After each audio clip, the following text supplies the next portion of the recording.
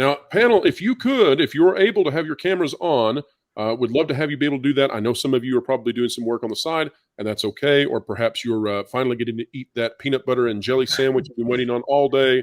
But as we're reading this, the reason I want those cameras on as much as possible is because I want to see your facial reactions as we go through. There is very little held back. This is my facial reaction all the time. You're very stoic. You're very stoic, Jonas. My voice will give it away, but yeah, I'm ready. All right. So this email comes to us from someone that I have corresponded with many times, has been absolutely correct. When you think about stuff like Rey coming to Star Wars with a new movie and all that, this is in that same sort of pattern. And so here's what they have to say. I am not going to begin at the beginning of the email, because that would give too much away and it's too difficult to do that and make sense of it. So we're going to start a little bit into it. And so I'm going to have to just go ahead and tell you what the name of the strategy is. It is called the 4-quadrant strategy. I don't know who came up with that idea. I have not seen any official documents from Lucasfilm. I'm not here to tell you that I am in possession of work product, but it's called the 4-quadrant strategy. And this is what they have to say about it. That's a classic econ model. I'll say that's not exclusive to Lucasfilm. Right. And we're going to specify a little bit farther once we get in here how this was molded and renamed for Star Wars. So everybody hang in there. Here we go. All right. It says, in example 1, we've got a property that is, say, 80-20 male. So let's use some names here. Alonzo/Kennedy/Salki obviously see this as needing balancing out for personal reasons. This is talking about what you would do if you had an 80-20 male demographic and how these individuals think about this. So their next content for this existing IP, in this case we're talking about Star Wars, is conceived so as to increase the female demographic. Okay, fine. Let's assume that whatever they come up with works in that narrow regard, and they succeed in marginally increasing the women in their audience. But is that really a victory? No, says the source. It is a financial defeat, despite what they might say in the press. Because the real result, which you knew was coming because of your research, but you ultimately ignored, chased away men, and that is the core demographic that you once had. And so now, in these companies like Lucasfilm, your new 60-40 demo percentage ratio, still favoring men, but Rome wasn't built in a day, right? Might seem like a balanced growth strategy. But you have swept the downside under the rug. You mainly made your female ratio better by reducing the overall core. You reduced the entire pie, and therefore the slightly increased slice that is the female demographic looks much bigger. It isn't, though. Men who have bailed on the intellectual property may be gone for short term or for long term. Now your total customer base is down by almost 30%. In the example above, and I'll hand this to you guys in just one second. Let me get through about 2 more paragraphs. In the example above, the gender quadrants have been balanced out a little, but you've crushed some of those quadrants to make that possible, and you've crashed the IP. But this is stated as progress on PowerPoint slides within Lucasfilm presented to Disney. Let's keep going regarding the internal selling of this. There are clips out there of the Alonzo lady referring to women making up approximately 51% of the Marvel audience. What she is referring to is the total population breakdown in some census. In her mind, by rebalancing the audience, by bringing in women to equal the men, boom, they've shot through the roof, growth while social engineering. But that assumes that your core are fine with the changes to the product that are being made to bring in these new customers. All mention of the risk to core businesses has been deleted from the discussion, even from the executive summaries of reports from various researchers who are all raising red flags and shooting off warning flares. But this is ignored because the real goal, this is key to everybody out in their audience. This is why you're here. Pay attention to this. This is ignored because the real goal is demographic change for social reasons and not demographic widening for business reasons, which would be done in a completely different way. The quadrant talk, specifically the Star Wars quadrant talk, is only how they sell that strategy. All right. Handing it to all of you. I've been talking for a while now. What do you make of what we've gone through so far? Let me hand it to Valiant first. This is sort of in a little bit of his wheelhouse in terms of increasing the size of one's market. Valiant, what do you think? Well, the marketing strategy, from everything we know at this standpoint, sounds like it fits into the zeitgeist of what Disney has been trying to do. But I guess I just want to validate and clarify a few things first, just to make sure that we're on the same page here. So you're telling me that you, Pro, the same guy who told us that Harry Potter was being rebooted, and now we know it is factually, and the same guy, you, that told us that the Rey movie was in development, and now we know definitively it is. That was you. And that Hugh Jackman was coming back to Marvel Studios for Deadpool 3. That was you. That happened. You're now telling us this. That's correct. Yes, Okay, I'm telling you that there's a. I'm just making that's sure. Right.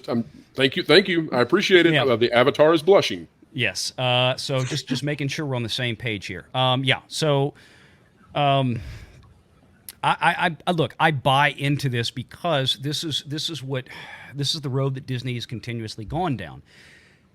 And as I remind people, is that we've talked about a lot of stuff in the past year and a half. You know, Bob Chapek, we thought, had a good chance of, regardless of how you think he may run the theme parks. I get all that. I'm totally on board with that. He was a guy that wanted to get Disney away from the politics and just get back to profitability, just get back to ROI, return on investment. That's why people like Nelson Peltz loved him. That's why Perlmutter really loved him. Why now are we talking about Disney just going back down this path again after a year of talking about how it had a good chance of changing? As I continue to remind people, Iger showed back up. Exactly. The night of November 21st, everything changed. Everything that we had talked about up to that point was contingent upon the fact that Mr. Chapek was going to be there going forward for the next few years to try to steer this ship back, as you correctly pointed out, not over to the right, but just to get it back to the middle, to get it the back sensible to center. Yeah, to where Disney would be making movies like Super Mario Brothers instead of Strange World, that kind of stuff.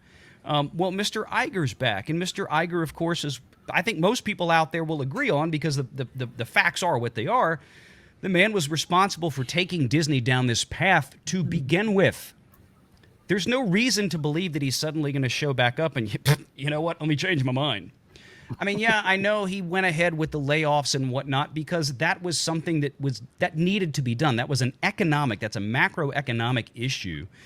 And of course, those were people like Christine McCarthy and all them that agreed. Chapek, they were all on the same page when he was there. But that doesn't mean that this unfortunate ideology of Disney is suddenly going to deviate tomorrow. I don't think it is. I hope that it will. And as I continue to remind folks, I would love to see the Walt Disney Company get back to their roots, get back to making family entertainment. They made some of the best stuff in history to come out of Hollywood, bar none. Absolutely.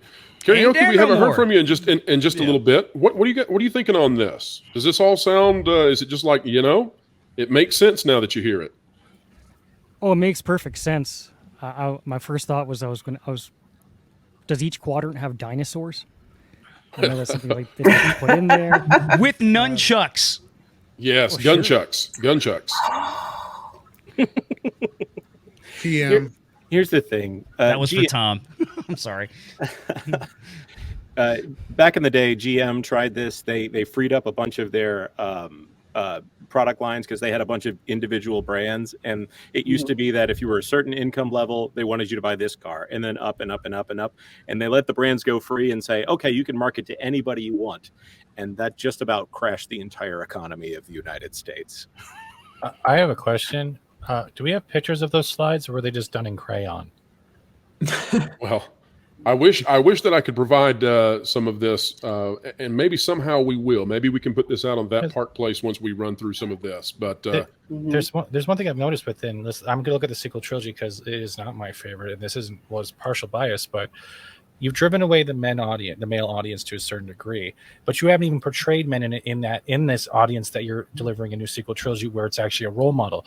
You took Finn that had a promise of being a great storyline that you claim you're inclusive and diverse, yet you make him a janitor. You then give a son the chance to stab his father in the chest and ruin the legacy fans of love of Harrison Ford's character. You give no respect to Chewbacca. Carrie Fisher gets wasted. Luke Skywalker is drinking milk out of some type of weird dinosaur that we're going to see probably later on in the High Republic ride. Where is this whole like family orientation that Disney once provided within this sequel trilogy that is supposed to make people feel like they can relate when all you've told is they're bad? Steven, you ever thought about doing YouTube? You're pretty good at this. I try, but everyone unsubs because my mouth opens. They don't like logic. Fat Steven is he hates YouTube. I hope he never gets on it. Yeah, I'm trying to get to 6K people unsubbing, by the way. So if you would like to sub and then unsub, please reach out to Valiant Renegade and unsub from there first. Hughes, I know you've got a fantastic thought or two on this. What say you about these revelations about the strategy going on at Lucasfilm? Quick question. What year did The Force Awakens come out into theaters? What year was it? 2014? 2015. 2015. Okay, yeah. 2015 was in theaters. 2014, the first trailer leaked out. Around that time, I wasn't really a fan of Star Wars, but then the movie got me curious, so I decided to go ahead and buy all the original trilogy of Star Wars. I bet that was fun. Was that the first time you had seen the movies? Oh, yes. Oh, wow. Yes. I actually enjoyed the stories of A New Hope, especially with Empire, and then I was a bit iffy with the Return of the Jedi. But then, as I wanted to see The Force Awakens and everything, I'm thinking, okay, this should be more of this like continuation of what happened after, Return of the Jedi. The story itself, no. You had a real quality whiplash then. Did not. I'm gonna make a long story short. None of these sequels felt like the original stuff. I saw that. I got that. But now, and after all the years I've heard about what Kathleen Kennedy has done or has been doing with the whole Star Wars or Lucasfilm as a whole when it comes to Star Wars franchise, she basically, like you stated, drove away the core audience. Why? Simply because she sees herself in Rey, as well as the Force as well as the other Star Wars crap. Anytime you see a female lead with brunette hair, that's basically Kathleen Kennedy. We don't want that. Wait, Views, are you None saying? of us. We've had enough of it. Views, are you saying that Kathleen Kennedy is the one that impregnated Rey from that leaked screenshot? Kathleen Kennedy is one that's sick and tired of getting coffee for all the male supervisors that she had. We don't care about that. That's just her. She needs to go ahead and get herself some help because she don't care about us. I obviously read that she doesn't care about the financial aspect of it. She cares about the social part. She's only looking forward to appeasing those who are the elites of Hollywood, as well as in the financial world, i.e. BlackRock. She don't care about us already. You're spitting fire today. I love it. I was actually about to give Lucasfilm another chance and stuff with them replacing Kathleen Kennedy. But with all that's being said, with the rumors saying that she might got dirt on this person, those people, or any of that, at this point, I don't even care anymore. I'm not a man who usually yell. I'm yelling right now. This confirmed my suspicions. I'm living right now. Well, you should. I'm ticked off. Well, I understand fully, and I'm with you. I think a lot of fans have reached that point where they're walking away. Michelle, go ahead.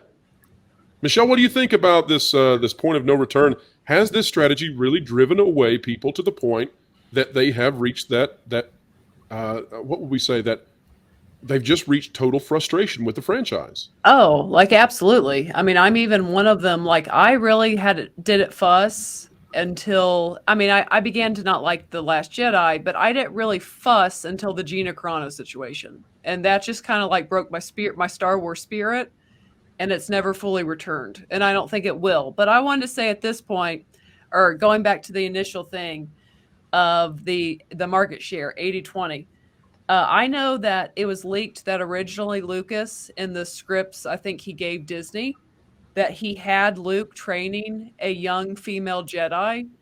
And I just want to say this. I think had Lucas, had they taken what he had and had they done it well, I don't think any of that 80% of the male audience would have been bothered. And maybe you would have brought a few more females to the table at that point. Maybe. It maybe not. It may just have remained 80-20. But I think it could have been done right. But here's what I'm getting at. Disney, when they throw the women stuff in, it's a very specific thing. It's more their ideology they're pumping. Because not only have they destroyed Star Wars and the way they've tried to force the specific type of female thing that they're putting in, you also look at things like The Little Mermaid, which I think are about to kind of bomb for how much money is spent in that. Oh, yes. And my point is that is marketed to little girls, but yet because they can't control themselves and it's really about putting leftist ideology into stuff, they're going to run away little girls from The Little Mermaid. So it's just kind of across the board, honestly. So let's take that and run with it, because we want to now talk about just one more thing that's sent in this email. And then we're going to hold the second part until Renegade Online, which is Sunday nights, 6 to 9 Eastern time over on the Valiant Renegade channel. That's where we're going to do the second part of this, because it is a very long email and it goes into much more detail. But here is the next part that I can tell you about. This is from the source. It says, you might be thinking, Disney and Lucasfilm aren't dumb enough to buy into this, right? Well, I can contribute a 4-part answer to that. First, they do partly buy this death spiral passing as growth at face value. Second, the damage takes time to accumulate, so it's tougher to pin down. Third, upper management is actually on board with the social change motivation, and this strategy at least gives it a paper justification in case there is some kind of real pushback someday. Lastly, even if you spot the cause of the damage and would like to stop it, you can't, because internal politics won't allow you to backtrack or course correct. And so you might be saying, yeah, but source, new customers are good. And here's the problem. Let's say that a couple goes to see a movie. Something like 80% of the time, there is one of the two who is the real motivator for the movie selection. As an example, the husband or the boyfriend really wants to go see Bourne. That's the Bourne Identity. Mm-hmm. And the girlfriend or wife goes along because she has no real objection. The actor is cute. They saw the last one together, and it wasn't bad. And there seems to be some good suspense action in the trailer. Okay, she'll go ahead with the movie versus do something else and let him go with his friends. So anyway, her boyfriend or husband, his Sunday is screwed because he's got to pull away all the patio stuff for the winter. Poor guy. And he's been looking forward to this, so he's all about going to the movies. All right, now let's flip it to a romantic comedy. Mm-hmm. It's her movie call, and he'll go along with it because it's her turn to pick. He likes Ryan Reynolds. The trailer showed a little gunplay and a humorous car chase, so okay. And by the way, when they screen rom-com concepts, you add and remove these action sequences. You see boyfriend and husband resistance go up or down based on that. So that's why they're there. That's actually in the email that I'm reading right now. You are still not making him the target audience, but these scenes contribute to removing his, and here's key now in the decision-making process that people study this. Putting those little scenes in the rom-com contribute to removing his break/veto/refusal to go along with it. The leading man is important to the guy. If he's been legitimized in his eyes versus other rom-com projects, then he's a double asset. He's double likely to go see this movie with his wife or girlfriend. In the examples above, 2 tickets have been sold for each. Yes, but who is the real customer or key to the transaction in both cases? In the first example, which is an action film, imagine switching the IP gender appeal from male to female in some way. That will not go well on total sales because of the male walkaway factor. You get a double whammy because he's the one who is dragging her to see it in almost every situation. And it's true in the opposite side. Here's an advanced research point.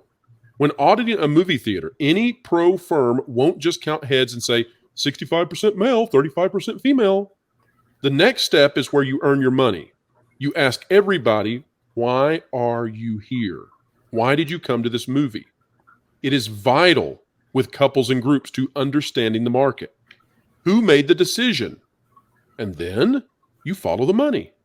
Did you go see Iron Man 2? Well, over 80% of the people who went to go see Iron Man 2 did so because of a male decision. Did you go see a rom-com? Well, guess what? It's the opposite. In this case, though, with Iron Man, cut off the guys and you cut off the let's go see it moment, and therefore you crash the reception. Remember, In the movie category, men are far and away the ones who tend to go for repeat theatrical views. Also, don't forget that women are slightly more inclined to wait to stream at home. And yes, there are exceptions, but for the most part, women are more rational on their spending in this specific category. If the movie is a merchandise driver, chances are the merchandise purchases are mostly male. Mhm. And so this is where we'll stop, because this is what, in high level detail, and we'll continue. I mean, there's triple this in the email that I have. But we're going to stop here because we are short on time.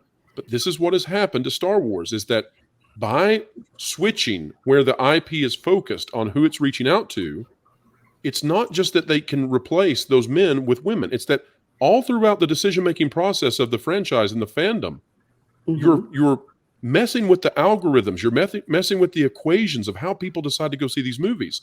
And in my opinion, not from the source, but my opinion, when you take something like Star Wars that is so incredibly successful that it's even hard to fathom, and then you say, oh, well, I can re-engineer that. I can do this in a different way, and it'll work just fine, maybe even grow it.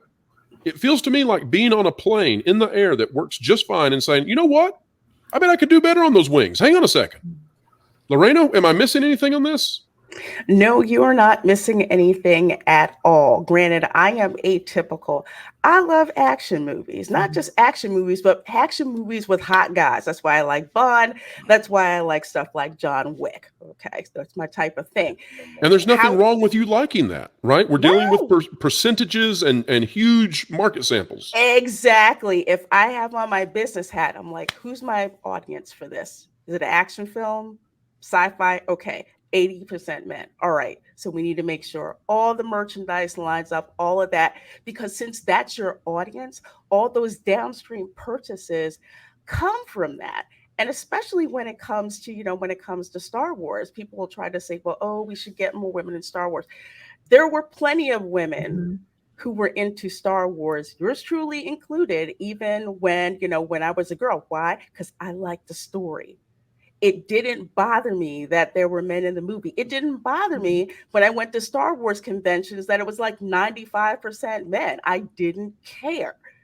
We were just there to enjoy the same thing. Most people buying merchandise at conventions, even when it includes anime, like 95% men. It is what it is. So why would you do something as stupid? Hey Lorena, hold on just a second. Stephen, I know you don't ever want to show your camera. Your camera is actually on right now, okay? That's actually Stephen, you're doxing yourself right now. No, Lorena's used to this. You'd be It's more surprised. Canada than I It's have pretty anticipated. close. It's But pretty Lorena's close. right. I'm Like surprised Lorena, he hasn't put Jason Momoa on yet. That's usually when I stop talking. but Lorena is right. And what they have done ostensibly is taken what normally, and this goes for almost all these kind of franchises, right? Traditionally, sci-fi, adventure, action, all these things are male-driven franchises, and the women that are into them for the same reasons the men are. So when you change what they were fundamentally, sure, you may have a new audience there, but it's a very small audience compared to what you used to have, and you're not building on the old one anymore. You've turned them off. We've had these conversations a million times when it comes to Star Wars. It's like taking one of the biggest things you've ever had in the world and deciding to just destroy it and then ask yourself, well, why did it not work? Well, maybe because you put diesel fuel in a straight engine here. What the hell do you expect to happen? It's going to blow up in your face. You can try something new, but when it's pretty much been a machine that has run perfectly for almost 50 years, leave it alone. Tom, it's like a golden goose that keeps laying golden eggs, and you decide, you know what? What if we pluck that sucker? We could make some great pillows out of that Change the thing. diet or something like that. Exactly. Yeah. There's another Steven, thing. what do you got? There's another thing added to both Lorena. Poltergeist scares me. And Tom, right here, where they're saying this. The fact is that they're warping this whole formula, as you say, but they're not replacing with anything. Let's say you're trying to get more focus on the females. Then why are the female sexualization being taken down, but the men to replace what the men's they're taking out? They're not even doing it. And they're also saying, oh, we're inclusive, we're diverse. We want to make sure everyone's welcome here. You do realize that both sides are attracted to the same thing. Attracted, like muscles, bounds, good-looking skin, bodies. It all depends, and you're not putting anywhere back into that format. It's like, I'm going to make chlorine, but instead I gave you Play-Doh. Enjoy that, Lizzo. I mean, Play-Doh. and then see what happens. You know what I feel when I'm Well, watching Lucasfilm burn down their own franchise to this degree. This is exactly how I feel. Can I get more shit?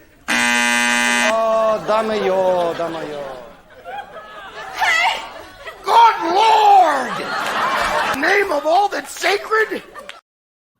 Well, and a better example of a 4-quadrant IP would be Indiana Jones, right? Yes. Women are appealing. It appeals to women mainly because of Harrison Ford in the 007 factor, right? Indy always gets the girl. You know, there's always a new love interest. There's elements to that aren't in Star Wars that are there that I think they're losing now with the Phoebe Waller-Bridge crap. And I think they're going to learn that real quick. They think they're going to replace that audience by thinking, oh, well, the women who used to watch this will be fine with Phoebe Waller-Bridge. No, they want to see Harrison Ford either with his wife that he just married in the last movie we saw, or with some other new situation or whatever. It doesn't necessarily have to be a woman companion either. You know, Most people just want to see Short Round in the movie.